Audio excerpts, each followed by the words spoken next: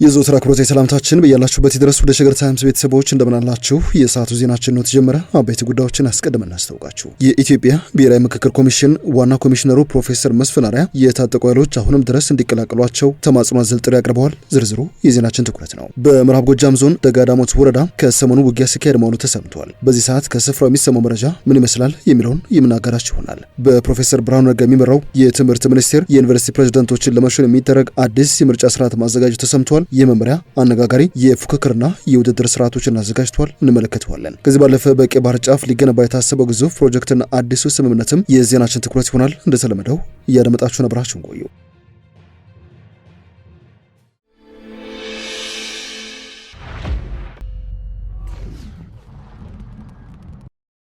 ለሳምንታት በፋኖ ኃይሎች ቁጥጥር ስር እንደነበረ የተነገረለት የደጋዳሞት ወረዳ በሀገር መከላከያ ሰራዊት እንደዚሁም በመንግስት ጥምር ጦር ቁጥጥር ስር መግባቱ ተሰምቷል። በአማራ ክልል ምዕራብ ጎጃም ዞን ደጋዳሞት ወረዳ ባለፉት ቀናት ብርቱ ውጊያ ሲደረግ እንደሰነበተ ከአካባቢው የሚወጡ መረጃዎች ይጠቁማሉ። ለቀናት ግን ይፋ የሆኑ የመንግስት ተቋማት በጉዳዩ ዙሪያ መረጃ ሲያወጡ ቆይተዋል። ሆኖም ግን የወረዳው አስተዳደር በዛሬው ዕለት አንድ መረጃ አሰራጭተዋል። መረጃው የደጋዳሞት ወረዳ ሙሉ በሙሉ ከህገ ወጥ ታጣቂዎች ነጻ ወጥታለች ሲል ነው ይፋ ያደረገው። የወረዳ አስተዳደሩ መረጃ አክሎም የሀገር መከላከያ ሰራዊትና ጥምር ጦሩ በወሰዱት የተቀናጀና የተቀላጠፈ እርምጃ የደጋዳሞት ወረዳን ሙሉ በሙሉ ከህገ ወጥ ታጣቂዎች ነጻ ማድረግ ተችሏል ሲል ነው ይፋ ያደረገው። ህገ ወጥ ታጣቂዎች ለወራት የደጋዳሞትን ህዝብ ሰላምና ጸጥታ ሲያውኩ ቆይተዋል ያለው ዘገባው፣ ሆኖም ግን ዛሬ በሀገር መከላከያ ሰራዊትና በጥምር ጦር በተደረገ የተጠናከረና የተቀናጀ ኦፕሬሽን ወረዳውን ህገ ወጥ ካላቸው ታጣቂዎች ሙሉ በሙሉ ማጽዳት ተችሏል ሲል ነው ያስታወቀው። አንዳንድ ከአካባቢ የሚወጡ መረጃዎች አሁንም ድረስ ከባድ የተኩስ ድምጽ በስፍራው እንደሚሰማ እየጠቆሙ ቢሆንም የደጋዳሞት ወረዳ ግን በአሁኑ ሰዓት በአካባቢው ሰላምና መረጋጋት ሰፍኗል ያለ ሲሆን ህብረተሰቡም እንደተለመደው ከጸጥታ አካላት ጎን በመቆም የተገኘውን ሰላም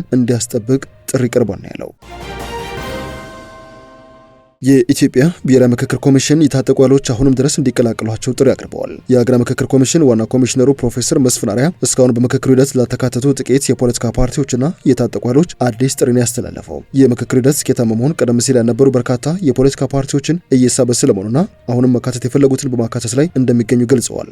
በመዲናው አዲስ አበባ በመካሄድ ለሚገኘውና ከ4000 በላይ ተሳታፊዎች እንደሚገኙበት የሚነገርለት ይህ ታሪካዊ የተባለለት የምክክር ሂደት ባለፉት ቀናት ለምክክሩ ተሳታፊዎች ልዩ ልዩ ስልጠናዎችንና ዝርዝር ማብራሪያዎችን ሲሰጥ ቆይተዋል። ተሳታፊዎቹ በ8 የአጀንዳ ክፍሎች ተከፋፍለው ስለ ዘዴዎችን፣ የውሳኔ አሰጣጥ አካሄዶችንና በሀገር መግባባት ሂደት ውስጥ ሁሉም ክልሎች እኩል መስተጋብር ፈጥረው የህልውና ጥያቄዎቻቸው በትክክል የሚመለሱበትን ስልቶች በሚገባ ተወያይተውባቸዋል ነው ያሉት። ፕሮፌሰሩ አክለውም ዛሬና ነገ እሁድን በመጠቀም እስካሁን ያጋጠሙ ትናንሽ ክፍተቶችንና የተዋናይና አቀማመጥ አለመመጣጠኖችን በተለይም የሃይማኖትና የፖለቲካ ፓርቲዎች አስተላለፍን በማስተካከልና የማጥራት ስራዎችን ከባለሙያዎች ጋር እያከናወነ ይገኛል ብለዋል። ይህ ተግባር ከተጠናቀቀ በኋላ ከሚቀጥለው ሰኞ ጀምሮ ሁሉም ተሳታፊዎች የተጣለባቸውን ሀገራዊ አደራ ለመውጣትም ሙሉ በሙሉ ወደ ስራ እንደሚገቡ ይፋ አድርገዋል። የሀገር ውስጥ የዜና ምንጮች የመክፈቻ ስነ ስርዓቱን ያካሄደው ሀገራዊ ምክክር ጉባኤ በ8 አጀንዳዎች ዙሪያ ምክክር ማድረግ ሳይጀምር 3ኛ ቀኑን እንዳስቆጠረ ዛሬ መዘገባቸው ይታወሳል። 4000 ተሳታፊዎችን በ8 ቡድኖች ከፋፍሎ ምክክሩን ለማከናወን አቅዷል የተባለው የሀገራዊ ምክክር ኮሚሽኑ ከተሳታፊዎች ቅሬታ እየቀረበበት ስለመሆኑም ዋዜማ ከምንጮች ያገኘው ስትል በዛሬው ዕለት ያሰራጨችው ዘገባ ያሳያል። እንደ ዘገባው ከሆነ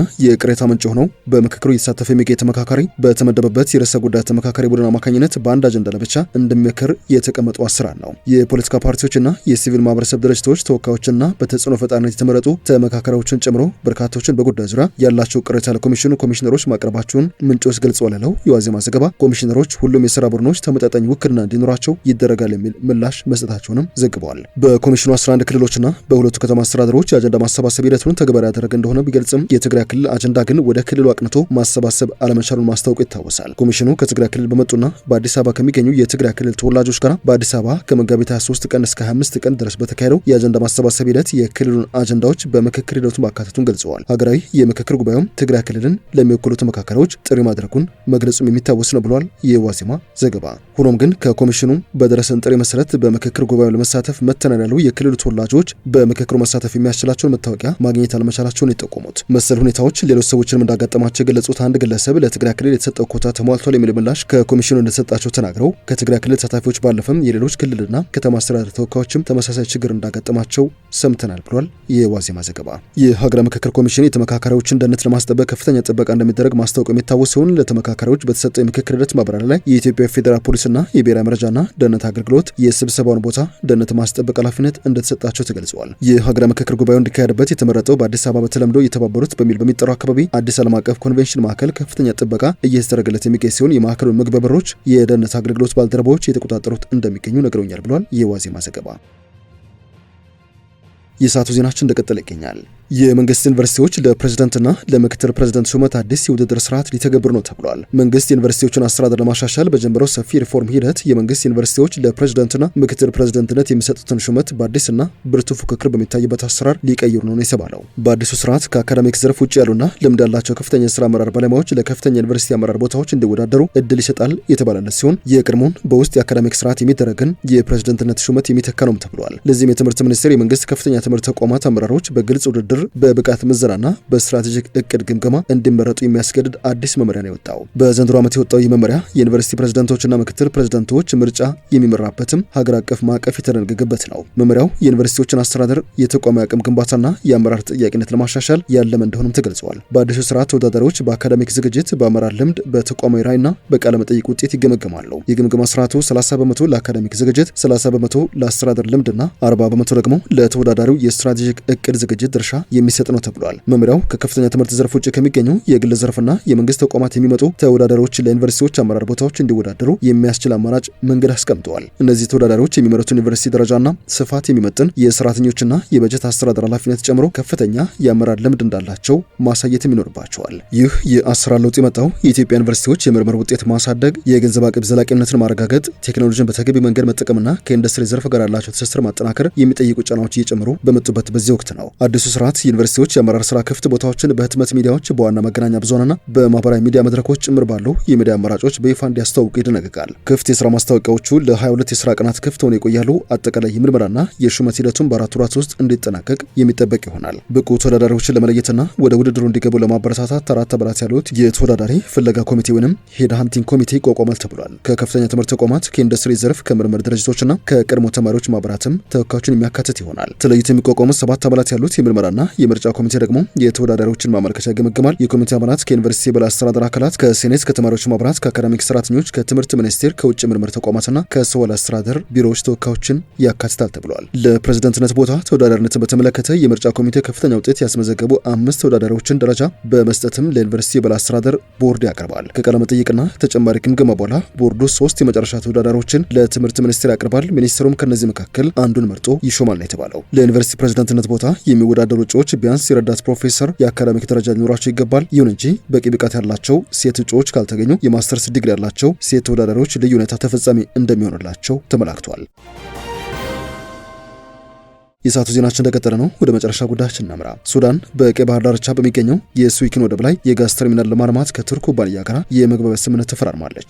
የሱዳን የባህር ወደቦች ባለስልጣን በአገሪቱ የቀይ ባህር ዳርቻ በሚገኘው የሱዊኪን ወደብ ላይ የጋዝ ተርሚናል ለማልማት አርጋስ ከተባለ የቱርክ ኩባንያ ጋር የመግባቢያ ስምምነት መፈራረሙን አልሙሐቂቅ የተባለው የሱዳን የሀገር ውስጥ ጋዜጣ ዘግበዋል። በሳምንቱ አጋማሽ በፖርት ሱዳን በሚገኘው የባህር ወደቦች ባለስልጣን ዋና መስሪያ ቤት የተፈረመውን ይህንን ስምምነት የባለስልጣኑ ዋና ዳይሬክተር ጂላኒ መሐመድ ጂላኒና የኩባንያው ባለቤት አልዳቦግ መፈራረማቸውን ዘገባው አመላክቷል። እንደ ዘገባው ከሆነ ፕሮጀክቱ በሱዊኪን ወደብ ላይ በባርጅ በሚደገፍ መርከብ ማቆሚያ ላይ የተመሰረተ አዲስ የጋዝ ተርሚናል ግንባታን ያካትታል።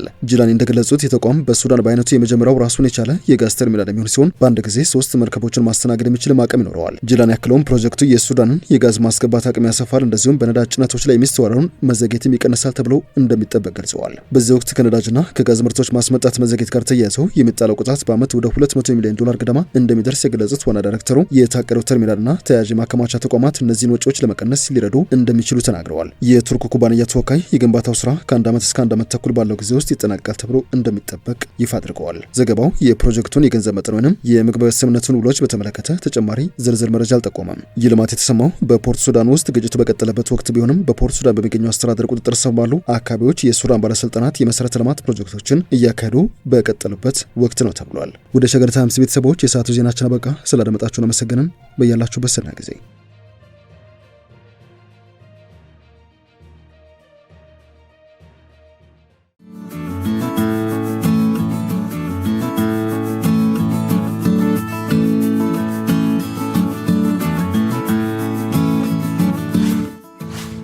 ሸገር ታይምስ ሚዲያን ሰብስክራይብ በማድረግና ደወሉን በመጫን ይከተሉን።